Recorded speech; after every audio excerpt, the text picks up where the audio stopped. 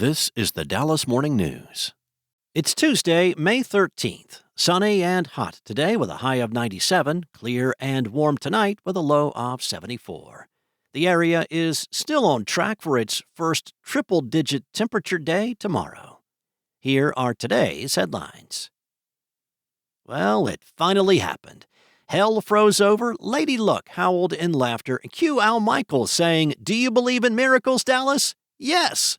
With less than a 2% chance of landing the first overall pick in Monday evening's NBA draft lottery, the ping pong ball popped up for the Mavericks, securing the top pick in the upcoming NBA draft. With that top pick, it gives Dallas the ability to land Duke's Cooper Flagg, the consensus top selection. Many are projecting Flagg to be the most offensively and defensively versatile draftee since 18-year-old LeBron James back in 2003. Until Monday, the Mavericks' draft lottery luck has been nothing short of rotten. This was the first time in 17 draft lottery attempts that the franchise got a higher pick than the odds projected. Only one other time in the history of the draft have the Mavericks had the top overall pick, and that was back in 1981 when the Mavs selected Mark Aguirre. In other news, Dallas's Office of Equity and Inclusion, which was heavily featured in the region's human rights proposal required to host next year's FIFA World Cup, could be on the chopping block if a Texas Senate bill intended to eliminate diversity, equity, and inclusion departments in local governments becomes law.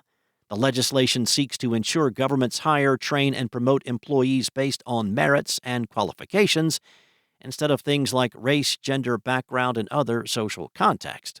In Dallas, the Equity Office has been at the helm of data analysis, guiding where and how the City Council invests money to progress efforts in southern Dallas, south of Interstate 30, to bring parity in the quality of life and infrastructure development that neighbors in the northern half of the city are more accustomed to. The department also investigates discrimination in housing and employment and oversees the implementation of a plan to improve ADA infrastructure. Opponents of the bill say its language is vague and broad and could go beyond just eliminating the department. They worry that the bill's language will reverse the progress local governments have made in addressing disinvestment and neglect in underserved and underrepresented communities, which have been exacerbated by local redlining policies. Next up, U.S. Marine Corporal Dakota Meyer, who once rescued 36 people during a battle in the war-torn mountains of Afghanistan, was still in his 20s when the trauma came for him. Alcoholism, flashbacks, rages, and midnight panic attacks wrecked his life, his marriage, and his ability to parent his daughters.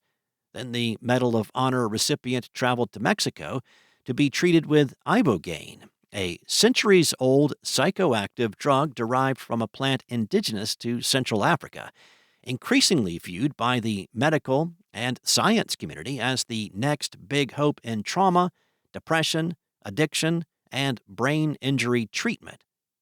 Meyer underwent one treatment session in 2019, and his life changed almost overnight, saying in a recent committee hearing that he has not had an anxiety attack since. It saved his life, and it gave his daughters their dad back.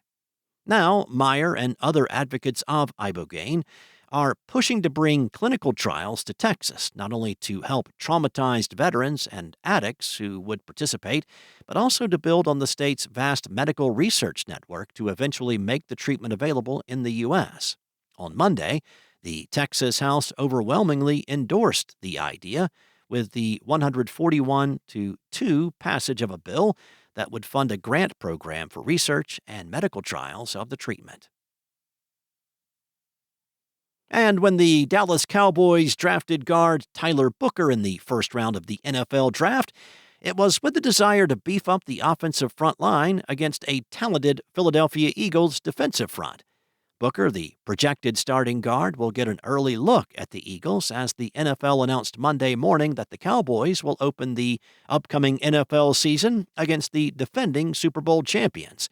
The Week 1 game is scheduled Thursday, September 4th in Philadelphia. It will be televised by NBC and streamed on Peacock. The NFL began rolling out select details of the NFL schedule Monday morning. The full schedules will be released Wednesday night. Thanks for listening. For more on today's stories and the latest breaking news, visit dallasnews.com. Enjoy your day, and I will be back tomorrow with more from the Dallas Morning News.